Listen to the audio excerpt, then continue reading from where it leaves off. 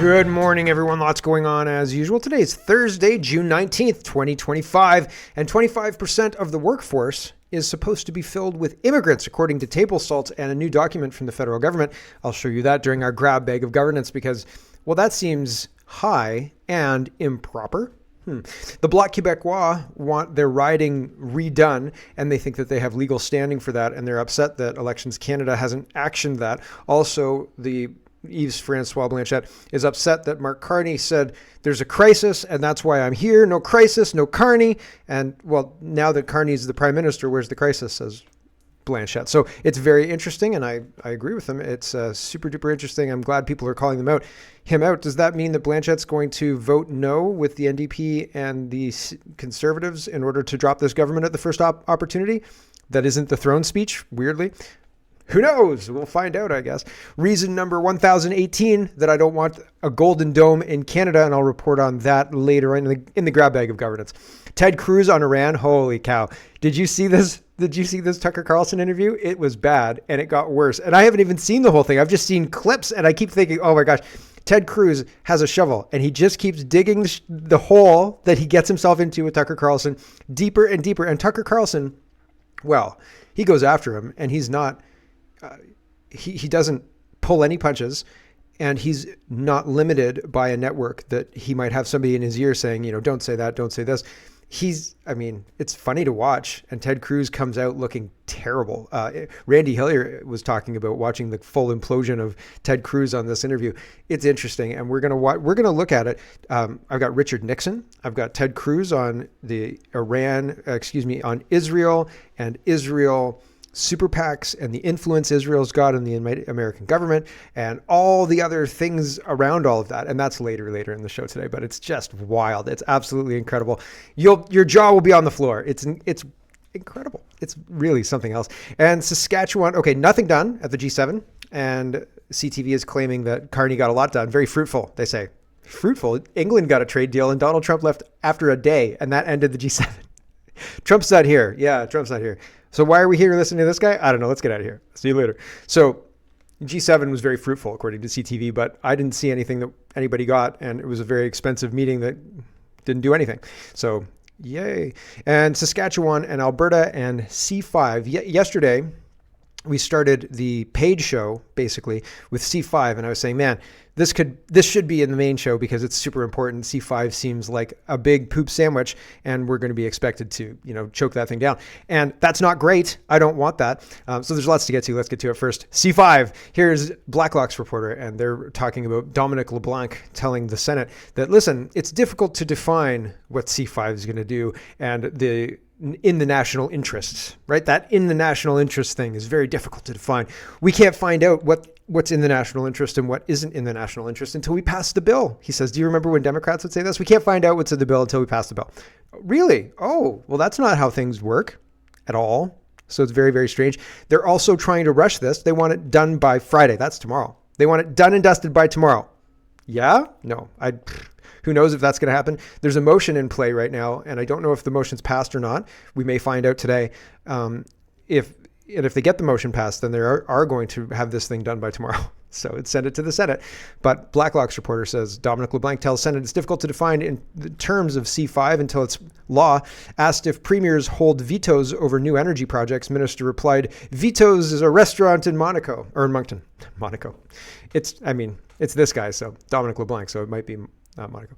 Friends of Science says, please watch our video explainer of Robert Layman's insights on this problematic bill that is not well drafted and poorly defined. And she's not wrong. And I'm not going to play the video, but the link is in the description here. And here are the key points of the video. The Carney government has put forward a motion to limit the consideration of the bill to 5 days, ending on the 20th, this Friday. The act is intended to accelerate the regulatory review of nation-building projects. This means that by June 20th, 25, that's tomorrow, the bill could be passed and sent to the Senate for approval. Normally, the process would see the bill go to committee and be scrutinized by Parliament, something which could take a few months.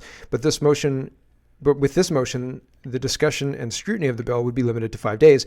According to the government, without urgent action, Canada will be placed at risk. So they're using this boogeyman of there is an emergency, there is a crisis, there's something we need to do ASAP, and this law is going to help us do it. So we have to pass this super fast. That's why we're doing this. Except they can't name anything that's a crisis. What's in the national interest? What's in national security? Can you tell us? Can you give us a list of projects? Asks CPC Dan Albus. And just really quick, I'll add a caveat. They voted for the throne speech. The CPC voted for the throne speech by not voting against it. It passed on division. And so they supported this government. Why did they support this government? And now they're shadowboxing, pretending that they oppose these things, pretending that they bring up these opposition things, when really we're talking about things that may matter in the context of, will this government pass this bill, blah, blah, blah, blah, blah. But fundamentally, why isn't the CPC trying to make this government fall? The NDP said they don't want to vote yes for the throne speech. The Bloc is making noises like they don't want to vote for it. And I mean, but everybody was silent. Everybody was silent. So why do they all support it? Because their actions say they support it. Their words say, oh no, we don't like this very much, but their actions support it. And so this seems like shadowboxing to me. It seems like wrestling. They're in the back. They're like, okay, well, I'm going to do this and I'm going to cut your eye with a razor blade. There's going to be lots of blood, but I'll be super careful not to cut you in the eye, right? It's cool. And then, or maybe you cut your own eye with the razor blade. Regardless, it's coordinated outside of our view. And then in our view, it looks real good, right? But I don't trust these guys because when it comes down to brass tacks, they don't actually vote the way their words indicate they might, right? They vote with the Liberals to keep them in power. So while Albus may be bringing up some good points that are very interesting and Freeland's doing the Liberal tap dance, don't believe a word of it. We're being manipulated. We're being lied to. They're doing this on purpose to manipulate us and to keep their power. That's what's going on. I wish I was wrong, but listen to Freeland. If she's trying to answer the question, she's failing massively. She's not trying to answer the question. She's trying to make you forget what the question is. Here we go. And the question is, what projects are in the national interest that are going to be fast-tracked, Minister? A previous Liberal Prime Minister... It has been one day since the last instance of fast talking. Here we go. Sorry. Which ones, Minister? Which ones? A previous Liberal Prime Minister used to say the dangers about being the head waiters to the provinces, and it seems that that's all you guys want to talk about is provinces, territories, but national interest, by its definition, has to reign over provincial interest. So, for example, the Prime Minister has said publicly that that premiers have a veto, like David Eby has said he will not support a pipeline to the Pacific, even though it would be in our national interest to get our energy to other markets. Minister, is there a national interest here, or are you only serving up for the provinces? I am so happy that right now this is a moment of a degree of national unity and consensus around this effort of a kind I have never seen before. That meeting in Saskatoon, a province, as we know, which has a conservative government. She just wastes time and doesn't answer the question. Can you see the Liberal tap dance going on? Was a meeting with more unity around free interprovincial trade and getting major projects built than any meeting of provinces, territories, and the federal government I have been present at.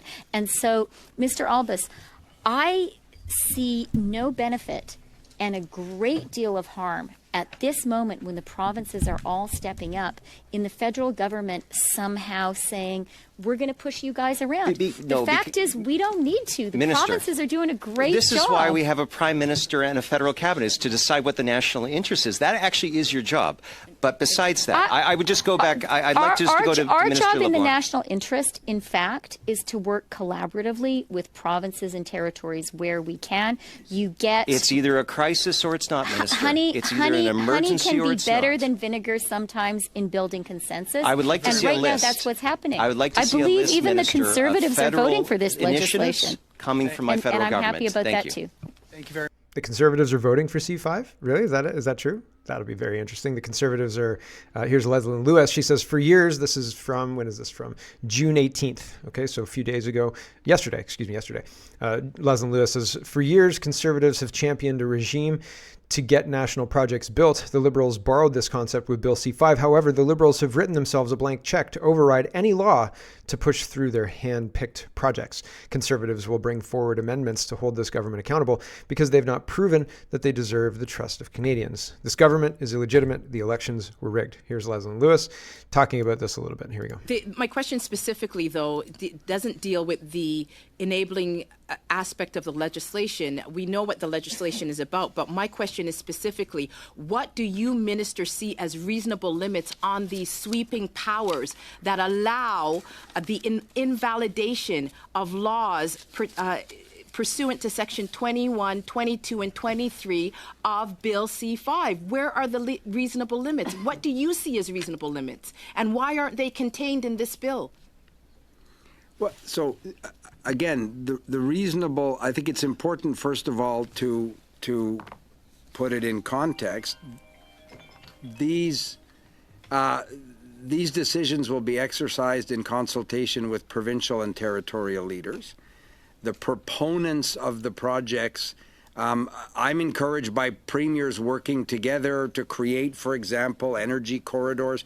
The proponents in many cases may be sovereign provincial and territorial governments with Indigenous partners. So that is a limitation. That is a limitation in and of itself. We'll be designating projects that have gone through the scrutiny of other orders of government, for example. But Minister, yesterday we heard concerns from a number of stakeholders and constitutional experts who confirmed that this bill is vague, has been hastily written, and leaves much uncertainty with respect to projects of national interest.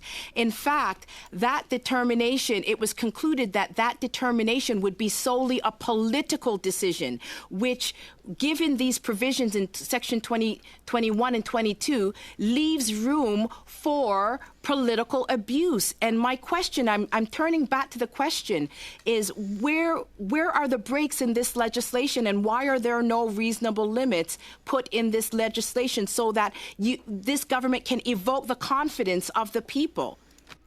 Not possible. Not possible. The government is illegitimate. The elections are rigged. There is no confidence in this government whatsoever. Everything they do, I reject. They do not represent me, period. And I don't know how to action that legally, but jeepers creepers, it's ridiculous at this point in time. The criminals in charge should not have a blank check to do whatever they want while being tacitly supported by the, quote, opposition. Here's real Mr. Bench. He says Bill C-5s give the Liberal government a lot of control. Steve McKinnon sidesteps a question if he would be okay with Poilievre and the Conservative Party having the same power. Wonder why.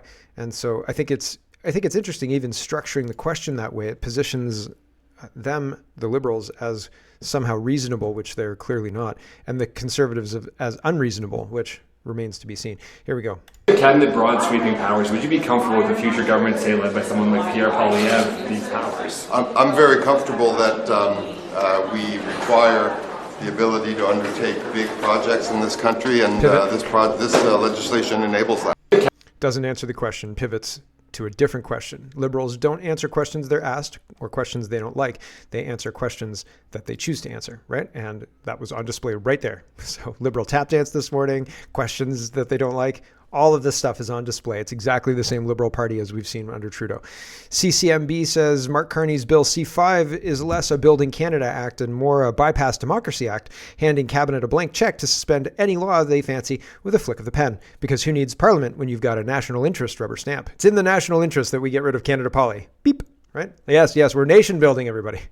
Right? So very easy to censor people with this new law, new tool. Who needs to pass censorship laws when you can be surgical, right? Get rid of these people. They don't play ball. And the people who don't play ball are few and far between, right? So unfortunately, I'll go and people will forget, right? I just won't be there anymore. And then people will say, hey, wasn't there another guy who did this? He was kind of funny, right? Kind of looked weird, big ears, right?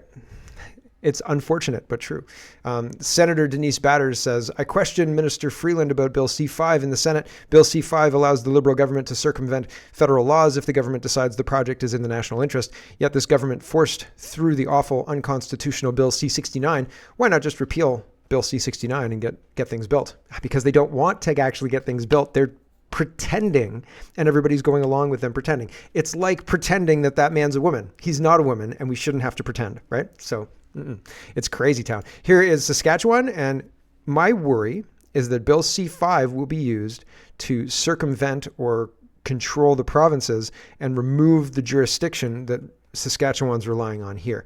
So I saw another article that said Smith and Moe are both all in favor of Bill C-5, and I thought that's that's not true. And I read through it, and it seemed like a cracked article. So I moved on to use source from like Leslie and Lewis and stuff. But here's the CBC article.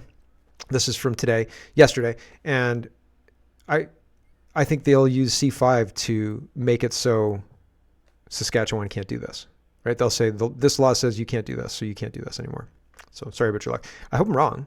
We'll find out tomorrow, I guess, or after the Senate gives it royal assent next week. Here's CBC. Saskatchewan to extend life of all coal-fired power plants. Despite federal clean electricity regulations. Decision announced in letter to Sask Power employees, but not to the public. So the Saskatchewan government has informed Crown employees it will extend the life of all its coal-fired power plants, setting up a potential legal battle with the federal government over environmental regulations. Crown Investment Corporation Minister Jeremy Harrison announced the decision in a letter distributed to all Sask Power employees on Wednesday. It was not announced publicly. Harrison said the province will continue the use of the coal plants as it moves towards adopting nuclear power generation for its baseload requirements and remains committed to the goal of a net zero grid by 2050. And says the letter also tees up a potential dispute between the provinces and Ottawa, with Harrison writing that the province does not believe the federal government has any standing to shut down the provincial coal power plants. Quote, "We have also been clear that we do not recognize the legitimacy of the federal clean electricity regulations," Harrison wrote. Brett Dee, a professor of economics at the University of Regina, describes the decision as, quote, "incredibly disappointing development." And it's funny because the universities are far left woke institutions, and they're meant to be a counterbalance to conservative politicians. They're meant to act as, well, they get put in newspapers, et cetera, et cetera, et cetera. And if you are somebody who is asleep and believing the pablum that the government is feeding you, then this economist is talking to you, right, to keep you asleep. Oh, it's so disappointing. He said he's researched electricity options and pathways in Saskatchewan for more than a decade. Says the decision to extend the life of the province's coal plants violates federal regulations meant to reduce carbon dioxide emissions. Climate change is a hoax meant to steal our money, and that's it. That's it. In 2016, Justin Trudeau's government passed further regulations requiring all coal-fired power plant stations to be closed down after 50 years of operation or by 2030, whichever comes first. The province has previously said it would comply with those rules. The decision announced today makes it clear that that's not happening. One of the other things, this is the Blockbuster. There's a Blockbuster video decision because the technology's expired, except they don't have, it's like if we never got Netflix or streaming services at all, right? If that didn't happen, if that evolution in technology never happened, would you still go to Blockbuster? Yeah, you wouldn't get rid of Blockbuster, right? You'd still go because you'd want to rent a movie or rent a television series that you don't have on your shelf for whatever reason, right? You would, I don't know if there was television, I can't remember if there were television series for rent, kind of, I guess. I think there was like Family Guy for rent. Anyway, regardless, the idea that with no technology to replace it, Blockbuster would cease to exist is ridiculous. And that's where we're at now. We don't have a technology that will replace it. We just say, oh, we've got to get rid of those power plants because they're bad and mean. They're the technology people would use. That's it. And if there isn't a replacement, then great. And if there's a replacement, fine, update it. But if it's insane, right? Like if it's exactly the same technology, just newer, and there's no meaningful reduction in any kind of metrics to justify it, then it's a waste of money. And we should be having these conversations, not saying, oh, well, the coal power plant's 50 years old. Argument done. Bullshit.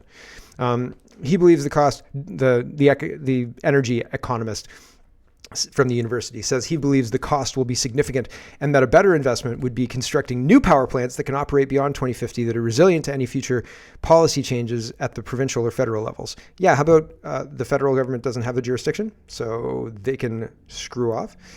Investing in coal power plants now is like Blockbuster Video doubling down on building new VHS rental stores in an era of Netflix and other streaming services. Yeah, but where is that technology for the electricity generation, you moron? So these people, you can't talk sense to these people. Table Salt, let's talk about the invasion of the West ongoing. And Table Salt says, I've obtained a document from Immigration Canada that shows the Immigration Canada employees are tasked with keeping over 25% of the Canadian labor force immigrants, filled with refugees at immigrants at all times. So it says Table 6, Department results immigrants and refugees achieve economic independence and contribute to labor force growth. Table 6 provides a summary of the target and actual results for each indicator associated with the results under CR2, immigrant and refugee section integration. So percentage of newcomers who are employed, and it's got 70 and 21, 22 and 23, 76, 78 and 77%.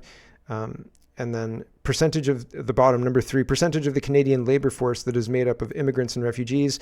And the target is 25%, more than or equal to 25%. And it's 21, 29%, 22, 29%, and 23, 28.9%. So almost 30% of the workforce is purposely, because of bad policy, being driven to be refugees and immigrants. Crazy. That's crazy. 1 in 3? Like 33% is 1/3. So that's crazy. It is up from 1/4 to 1/3. And people don't notice that difference, right? And that's crazy. People should be up in arms. Steven says the populations of British Columbia, Ontario, and Quebec are shrinking. So Q1 2025 population in Ontario is 16,182,641. And in Q2 2025, it's 16,176,977. So a big reduction, a couple 100,000 people there, right? And same in British Columbia, it's 5,722,318, and then 5,719,961. Again, a couple of 100,000 people reduction. And what was the last one? British Columbia, Ontario, Quebec. Where's Quebec? 9,111,629, and then 9,110,616. So are people dying, or is immigration slowing down? What's going on? People are dying. People think it's, Chatterbox Muse says, sudden and unexpected. So people are making the case that it's death, and could be cancer, could be all sorts of these other things that we're seeing, these illnesses that we're seeing skyrocket, right? What could be going on? That's a lot of people. Very interesting. Here's Gordon Master, and this is a great point. And we're talking about this in the invasion. It could be in the UK section, but I thought this works here. And she's saying, listen, like, we can track guns, we can track purchases. If you're watching like a Reacher episode and he's like, listen, where did this rope come from? And then they find out it came from the hardware store, and the hardware store's got CCTV and you can see who it was. And then you know it's the bad guy, right? Like all sorts of ways to track these benign seeming things. Nobody's tracking the small boats. Nobody's tracking the dinghies because they're being paid for by the government. It's being facilitated by the government. We're being invaded, and the bad guys are in the house, right? They're inside the house. They're in the government. Here's this lady. I think I have to turn it up, but she's making a great point. Right. Can someone explain this to me like I'm 5 years old? We're living in a world where AI can track your every online move, are we not? Facial recognition can spot you in a football crowd, and your phone knows what you're thinking before you do. And yet somehow we can't figure out where the dinghies used in illegal channel crossings are coming from. I'm sorry, but boats just don't fall out of the sky. They're made in a factory. They're sold, shipped. There are records, order books, addresses, suppliers. So why can't we follow the paper trail, or a plastic trail in this case? We could be tracing the supply chain, identifying who's buying hundreds of inflatable boats, and shut it down at the root, surely. But we're not. Why not? Am I being naive? It strikes me either someone's asleep at the wheel or someone's turning a blind eye. You can't tell me we've got all this tech, all this surveillance, and no way to stop this before it even starts. This isn't about politics. I could not be less interested in politics. It's about common sense. And right now, it seems there's not much of it going around. If you agree, follow me. Let's question what no one else dares to. Well, that's a good way to get no followers. Darn. But yeah, my questions, I also have questions, and they're never answered, never to satisfaction anyway. Alan says, didn't Prime Minister Carney mutter something about securing our borders? Hundreds of the ayatollahs I'm getting that terribly wrong. I'm sorry. People already in Canada, Iranian people already in Canada, and more are hoping to sneak in while Iranian Canadians cheer for fundamentalist regime to fall. They and Jewish organizations fear IRGC thugs seeking refuge in Canada. This is happening all over. Have you seen the pro-Palestinian protests and the radicalization of the people they're bringing into our country? And not just our country, the West more broadly, right? It's happening, and they're doing it on purpose. And again, like, I think our government is facilitating these invasions, and I think that our government is facilitating having very, very religious radicals funneled in order to destabilize us, and then to say, oh my gosh, it's so unstable. In order to gain control again, we have to create a digital ID system for your safety, comrade. And then they get their digital security, and then they get their digital central bank digital currency and all the rest. And people fall for it because we're being told, in order to keep you safe, we want to keep you safe. Meanwhile, they're facilitating this. They don't want to keep us safe at all. They've sold our country out already. We're in delivery. We're not even in a part where we can stop what's happening, in my opinion, at this point in time. Certainly not by politics as usual anyway.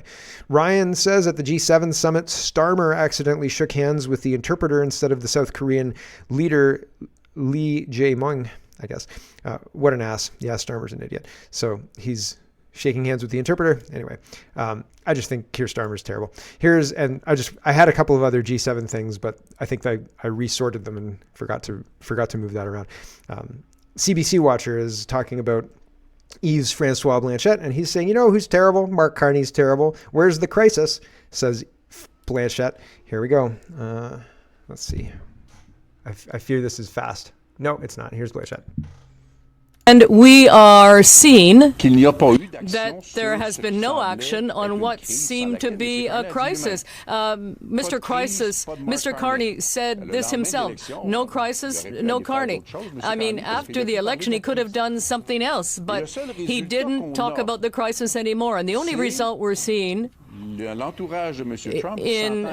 Mr. Trump's team meeting with Carney's team to try and save face. We'll get together and talk again in 30 days. Mr. Carney made some extremely costly commitments, legislation to protect the borders, which raises questions of ethics, I might add. And he abandoned the counter tariff supposedly because he could reach an agreement with Mr. Trump before the G7. And what he actually secured, without going back on any of the concessions that he'd already made, was 30 days. You know, getting 30 days from Mr. Trump is easy. He probably would have made the offer himself. So I'm sorry to have to say this, but Mr. Carney got nothing. Yep, he got nothing. Absolutely nothing, but they're reporting it as very fruitful, very interesting. Here's Blanchette again talking about, this is about the specific riding that was too close and should have had a by-election called immediately because of how close the recount was, and Blanchette is complaining about that. I would have liked the elections Canada elections, that thing, to simply admit that wrong had been made, and that if the Bloc Québécois asked for the election, or anybody asked for the election to be done all over again, they would support the idea, and then we might already be doing it. Because for now, and for some time still, the people of Terrebonne have been deprived from their right to choose who is representing them. I would have liked... So he's fighting for that. He's not talking about a whole election redo, right? So again, I don't know. It doesn't seem like we're going to get anybody voting non-confidence in this government anytime soon, no matter what they do. GM Forbes says, Carney promised the average family would save over $800 a year when he announced his tax cut promise during the election. It's down to $280 per year now, says according to the PMO. So the average family will get $280 a year in tax savings. That's 79 cents a day. Not enough for a box of Kraft dinner. Tell us how much more affordable the Liberal Party is making life for Canadians.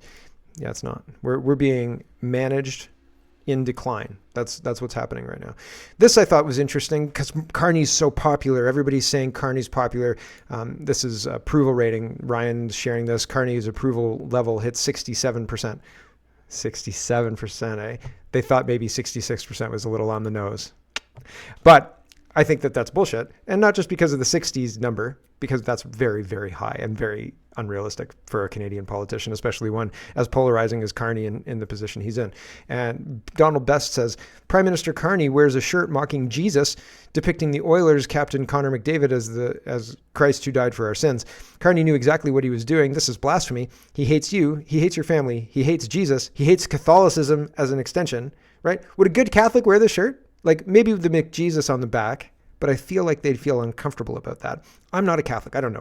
And I don't want to assume what Catholics would think. But I've discussed things with Catholics, and I think probably the front of the back of the shirt would be uncomfortable. The front of the shirt would be an absolute no. And the front of the shirt is Connor McDavid as Jesus, okay? And I think that would be an absolute no. But you let me know what you think. Maybe I'm wrong. Maybe I'm terribly wrong. Here's Justin Trudeau doing the same thing, mocking Jesus, right? Carney and Trudeau disagree on some things, says Ian. But wearing Jesus Christ meme-themed apparel is something they do agree on. So that's an interesting situation. Do you think that Mark Carney's approval rating is 66%? Right? I don't know. And here is Arthur, and he says, for those keeping score at home, fruitful equals nothing accomplished. Right? CTV is reporting Carney returns to Ottawa after fruitful summit with the G7 leaders in Alberta. Womp womp. Not really. Not really. Here's we'll do a couple grab bag of governance and then we'll kill the stream. Holly Doan says, internet misinformation is eroding Canadians' faith in government. I think that the Canadian government's behavior is eroding our faith in the Canadian government between rigged elections and the Liberal tap dance and not answering any questions at all and no budget. I think it has to do with their behavior, not things that I say and my suspicious eyebrows. I'm just saying. The report was not requested by any public authority, they say. StatsCan is putting this out, but nobody asked. We just thought we'd mention that online misinformation is the real problem here. Did anybody ask? No. Okay. Thanks. Weird. Holly Doan says, so like they're seeding the ground. This is prepping people for what's coming, right? The internet they want to censor, and they want to censor it with your tacit approval. And tacit approval is when the people that you watch go away, people don't rise up. The other people don't rise up. And I'm not saying you should rise up necessarily, but I'm saying that they're going to do this the same way they've done everything else, which is cloak and dagger. They're not going to answer questions. If you have questions about it, you're going to be put on hold and then shuffled out. You'll never talk to anybody that matters. You won't have any access because they'll label you as misinformation, as a radical, as a racist, as a bigot, all sorts of these things. They will make it so you can't do anything to affect anything. And that's how this communist stuff will work. This is, and then when they have the digital ID in place, they'll zero out your bank accounts and they'll unperson you and you won't be able to buy anything. And then you will be a criminal. You'll have to go and steal food or steal something. And then you won't have anything to lose because you've been zeroed out by society. And again, I hope I'm wrong. Because when you do that, people do become criminals because they don't have anything else to lose. There's nothing to fight for in society, right? Like if everything you do is wrong, okay, well, time to take this cracked authoritarian nut jobs down because we can't live anymore, right? So it seems like we're on that path. But at first, it will seem very reasonable. People will just be surgically removed, boop, boop, boop, gone, gone, gone. And then all of a sudden, I mean, it happened in COVID. It happened during COVID. It happened, and we watched it happen, okay? Holly Doan says, Liberal-appointed senator questions why the United States president was allowed in Canada to attend the G7. Pate cites Immigration and Refugees Protection Act regulations prohibiting travel by foreigners with criminal convictions. How many people? Trump is a rare breed, regardless of whose side he's on at this point in time, because it's hard to stand up to this kind of crap, right? And it's not easy. And a lot of people would be caught up with this crap. A lot of people would be caught up, and that's a problem. You know what I mean? But Trump is way bigger than this senator, and this is a footnote after Trump came and left, right? Bullshit that she's worried about this. She knows better. This is an attack on Trump. It means nothing. Holly Doan says national buyback of assault-style firearms will cost $342.6 million. The government of Canada is not allowed to come in and steal your stuff. They can't come in and say, this thing here is illegal, so we're going to take it from you. It was legally purchased.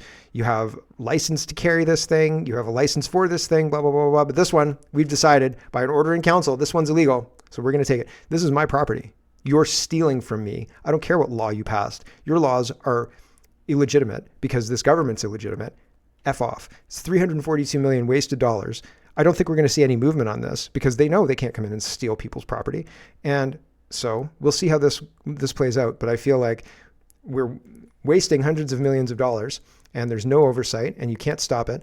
And how do we deal with this appropriately? How do we fight this appropriately, right? There isn't a way to fight this. If you try and fight this, you'll be shuffled out. And if you try and fight this legally, you will be locked in a legal battle for years that will bankrupt you, and the government it'll be a footnote because they'll use the $342 million to fight for their legislation, right? Here is Greg. He's recording Francis Widdowson and Mia Hughes, and they were at a pride flag raising in Ottawa, and they're protesting the flag raising, and they're there silently protesting. I think they have a sign maybe, but I could be wrong. And they're talking about how terrible things are. And then this legislator, I think it's a legislator, a bureaucrat, Greg says an Ottawa bureaucrat, harasses them for protesting this. So here's what happened in Ottawa yesterday. You have mental illness. You have a mental illness. You get your body parts chopped off, and you still have the mental illness. So if you ever want to really leave someone behind, then that's how you're going to do it. For leading with courage and for showing us what it means to build a more inclusive Canada together. Well, you can go somewhere else. Everyone enjoy the celebrations right across the country. You're imposing your space on everyone else. Well, you can move away. It's a free country. No, I'm not going anywhere else. Yeah, go ahead. It's a free country. How are we being hateful? Minister Valdez. You're the one raising. You're talking about everybody. You're raising your voice, sir. You're disruptive. You're the one being disruptive. Good morning. Anyway, we're here. We're just raising. What lunatics. What absolute lunatics, right? So, all right, we'll do one more. And this is interesting. John Carpe is talking about Catherine Kronos. And Catherine was a parent who was on one of the boards in one of the education boards at a meeting. And somebody did a land acknowledgement. And she said, you shouldn't be doing land acknowledgements. This is speech that I don't agree with. You shouldn't be putting that in my mouth. And then she got banned from ever coming to another one of these meetings. So again, if you stand up for yourself, if you stand up for what you believe in, you lose in your ability to attend meetings at school boards in the future. Here's John Carpe talking about this very briefly. Aboriginal land acknowledgements are hypocritical virtue signaling by people who would never, ever give away their own home for free to an Aboriginal. They like to pretend the land was stolen, but they themselves are not going to give up their own home or land and give that back to an Aboriginal. I say if it's stolen, give it back. If you're not willing to give it back, don't describe it as stolen. Land acknowledgements do nothing to help Aboriginals on reserves who are facing poverty and unemployment and high rates of suicide, drug addiction, often very corrupt local governments. Land acknowledgements don't do anything to help Aboriginals. Land acknowledgements often refer inaccurately to unceded territories. We'll just leave it there. He goes on to explain that all the treaties very clearly describe, well, here, I'll let him finish. When in fact, the treaties that were signed formalized what was already a reality. The French and the British had moved into the land and bringing with them their agriculture, industry, technology, police, courts, military, laws, language, religion, culture. And so the treaties that were signed formalized and recognized the reality of British sovereignty over what is today Canada. Lose your mind, leftists. That's reality. So deal with it. It's very, very interesting that people can't deal with basic facts and saying things like that man can't be a woman. That's a basic biological fact, right? These treaties nullify the argument of unceded territory, blah, blah, blah. And your bullshit land acknowledgement does absolutely nothing for the people who live on reserves these days. So shove it, right? And good for him, good for her. And I hope that he goes on to explain her case and so on and so forth. But I think that the Justice Center for Constitutional Freedoms is helping her out, so that's good. But we need to take control of our institutions, because our institutions are corrupted to the point of being a danger to the citizens of this country. And so it is our responsibility to restore our government, because at this point in time, I think our government is completely illegitimate. And I've said that multiple times. So it is. And if they are legitimate, well, then they should start listening to the people, to the people who don't want what they're shoving down our throats. Anyway, that's enough for the stream. Thanks for watching, everybody. And for everybody else, we will continue. Hello, everyone. Thanks very much for watching. This is just a short version of a longer show. If you'd like to get the whole show, you can go over to CanadaPoly.com and sign up for a subscription. Just look in the drop-down tab for Shop and Donate and look for subscriptions, and you'll get immediate access to the full show. Love to see you. Thanks for watching, everybody. Have a wonderful, wonderful